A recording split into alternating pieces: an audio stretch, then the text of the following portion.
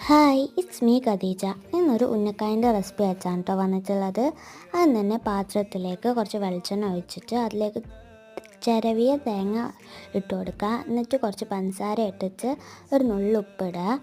എന്നിട്ട് ഏലക്കായൻ്റെ പൊടിയും അതിലേക്ക് ഇട്ട് കൊടുക്കുന്നുണ്ട് കേട്ടോ.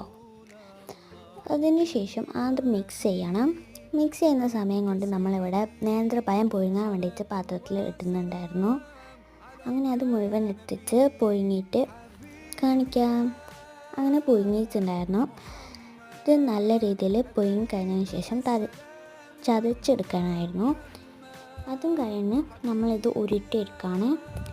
ഉരുട്ടുന്ന സമയം അതിൻ്റെ ഉള്ളിലായിട്ട് ഇതുപോലെ തേങ്ങ നിറച്ച് കൊടുക്കണം. നമ്മൾ നേരത്തെ ഉണ്ടാക്കിയ തേങ്ങ കേട്ടോ. ഇത് ഉരുട്ടിയെടുക്കാനും ഈ ഒരു ഷേപ്പ് വരാനും നല്ല ഒന്നൊന്നര പണിയുണ്ട്. ഇത് കണ്ടിട്ട് എനിക്ക് മോമോസ് പോലെ തോന്നിയിട്ടുണ്ട്. നിങ്ങൾക്ക് തോന്നിയോ ഗൈസ്? അങ്ങനെ ഇതായിരുന്നു ഫൈനൽ ലുക്ക്. ഇപ്പോൾ പൊരിച്ചപ്പോൾ നല്ല ടേസ്റ്റ് ഉണ്ടായിരുന്നു. Bye everyone.